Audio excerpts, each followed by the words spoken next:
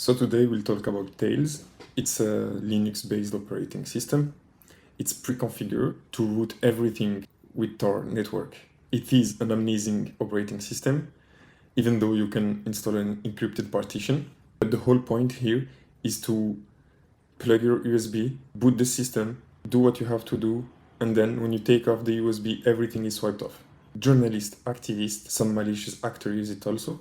The point is to avoid being monitored on internet. You can even use a bridge that will allow you to hide the fact that you are using a Tor network to your ISP. So what we need to do first is to go to tails.net and download the ISO file.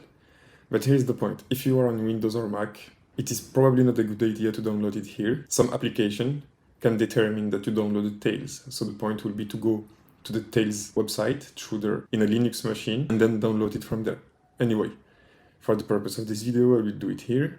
So install Tails, we download it for a USB stick, and we download the image.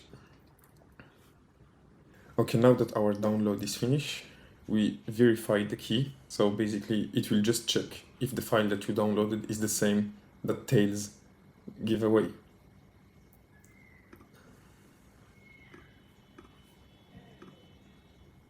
We're letting it do his thing. In few words, this will prevent and make you sure that the file that you have is the real one and it hasn't been modified. And as you see, we have the good file. If you're on Mac, what you can use is Balena Etcher to burn the file in the USB. And if you are on Windows, you can use Rufus. In Linux, you can basically do it to the command line. Anyway, we take our USB, we plug it, and you open Balena.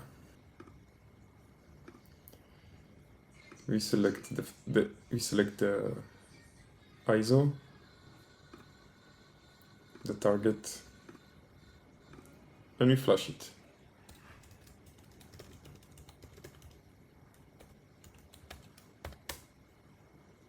And we come back when it's finished. Now that the flash is finished, we plug it on the computer you want to use, and we will boot up from the USB.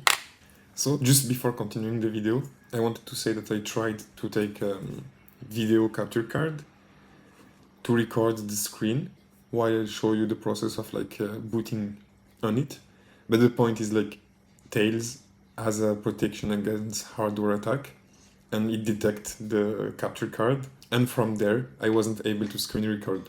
So here you have the option to connect to Tor automatically or to hide that you are connecting to Tor. Basically, we'll use this, but this will be better OPSEC if you don't want your ISP to know that you are surfing with the Tor relay. And then we connect. Now we're good. So we can start the Tor browser.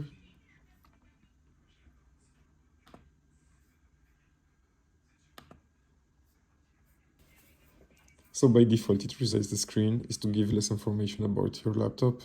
Some laptop has very specific screen size, so not good for OPSEC. For some reason, now it comes with uBlock. Okay, we close this. What you have else? So you can create a persistent storage. This will allow you to have some file saved in the USB that you use. You can update Tails if you do this with the command that you all know, this apt update, apt upgrade. You also have a mail client, but something that is very interesting is Onion Share. Onion Share allow you to create a temporary messaging app with the Onion link that you can share with someone, and you can start to talk. You can share files over the Tor network. You can host a website. Very, very good project. And everything else is basically Linux distribution, nothing very interesting. Okay, here we come to the good part. So some very good, interesting firewall rules that are set by default is if I want to ping something, I cannot, operation not permitted. if I try to do it with sudo privileges,